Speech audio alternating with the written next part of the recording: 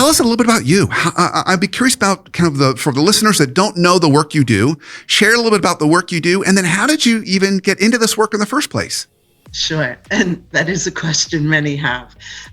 So what I do is I mediate, I arbitrate, I teach, and I train in conflict management. How I got here was that my career started in real estate, facilities management, design, and construction. I did that in the public sector as well as the private sector, in every industry you can think of, even including Radio City Music Hall. Wow. I found myself, especially on construction sites, in the middle of problems, challenges, and essentially conflict every day. And when I was at a point where I was deciding what was my next step in my career, I had always wanted to be out on my own. And I asked myself all those questions you're supposed to ask, hey, what am I good at?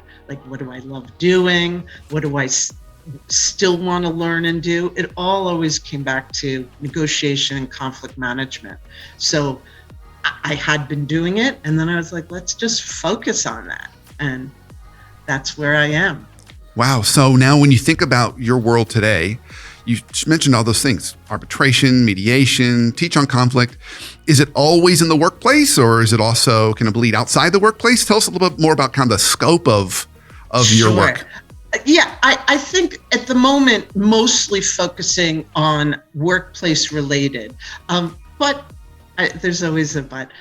Arbitration, I do that for the stock exchanges. So a lot of times that's cases between customers and brokers.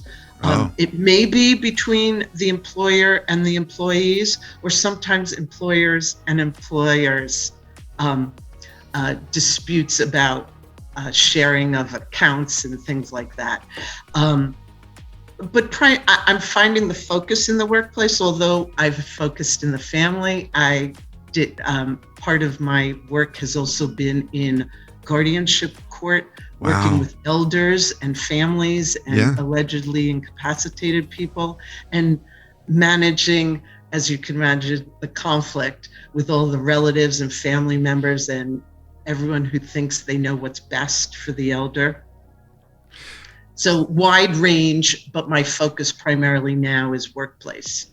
So I've got this just feeling that there's more conflict today than there was before. That could be completely off. I don't know. Are you seeing more conflict, or has it just always been there?